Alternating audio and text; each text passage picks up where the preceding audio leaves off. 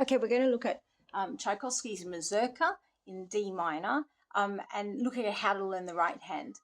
So there's a few things to think about in this. One of the important things is the difference between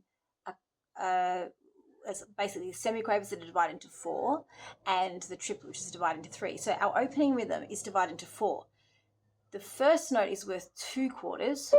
There's a rest worth 1/4, and then that note which is worth 1/4. So it's not 1 2 3 1 2 3 1 2 3. It's 1 2 3 4 1 2 3 4 1 2 3 4 1 2 3 4 1 2 3. And that's really important in the Mazurka dance. That rhythm, dum da dum dum da dum. So that opening, staccato and slow, staccato.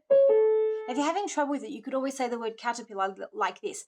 Caterpillar, caterpillar, caterpillar, caterpillar, caterpillar, caterpillar, just for another idea. But that E feels quite close to the F. And watch the fingering, that thumb moves here.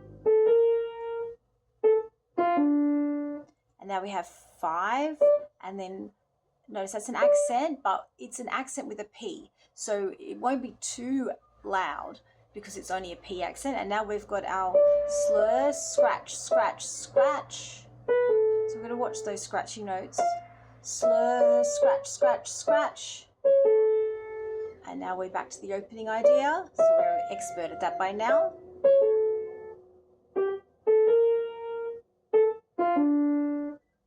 Now it starts the same, scratch, scratch, scratch, and octave.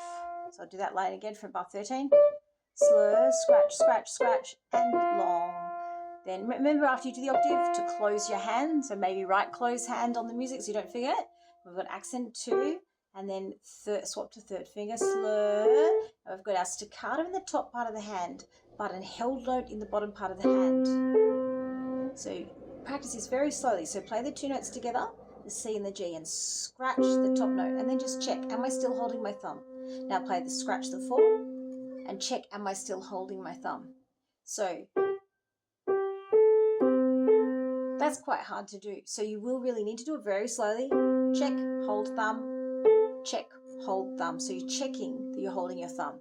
So the next bit.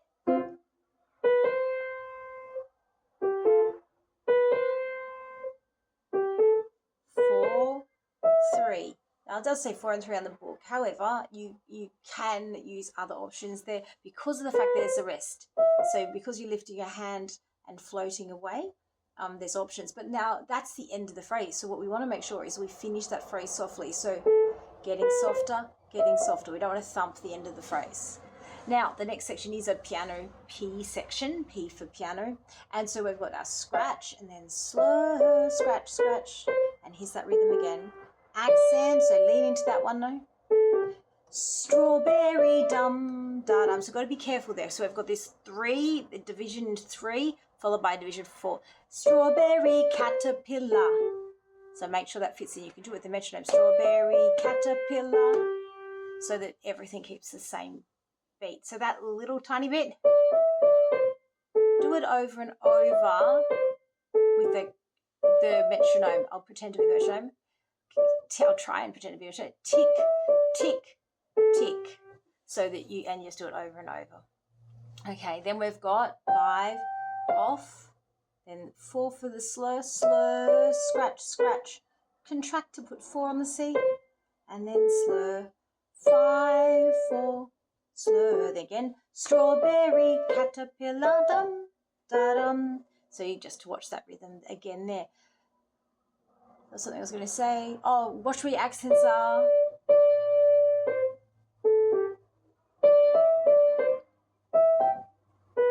Okay, and then we're back to a P section, bar 27. Slur, separate, 4 again on that C, so circle that. Then accent the 5. Slur, then the strawberry, strawberry, caterpillar, or da da da, and don't pin, whichever words you want to use there. Slur, off. Remember that when there's a staccato at the end of a slur, it doesn't mean start the note sharply. It means slur it and then let go of it early. And and then slow, scratch, scratch, 4 on C. Now accent, SF is heavy accent, so lean into that one, and then you release. There's your release. Da-dum. And our strawberry. 2, 1, 2. So they just maybe write the fingering there if it's not there already. 3, 5, 1, 2, 1, 2, and then we're back to the beginning idea. Maybe exactly the same.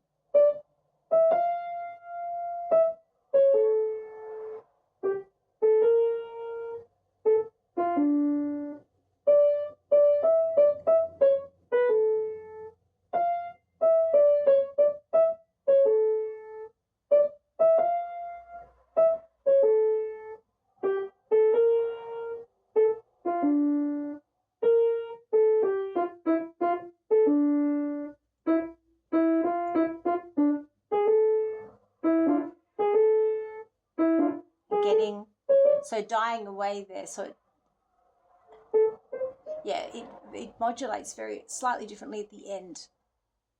Where does it deviate? It deviates at bar 13, and so if you played from the beginning, you get to bar 13, and that's when it deviated to that, which is bar 45, 46, 48, 45, 47, sorry. So we're finishing in D minor.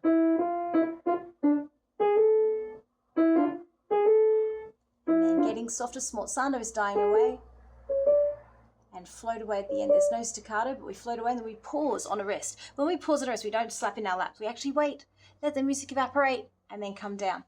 There was something I was going to say.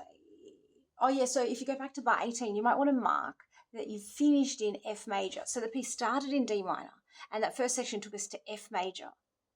And then we went back to D minor in bar 35, and we stay in D minor until the end. So there's that lovely F major modulation there, which we see with this, it's what we call secondary dominance. There's G7 going to C, because G7 is the dominant of F. Hence why we see F major and we see C major going in there. Okay, so have fun learning that right hand before you get onto the left hand.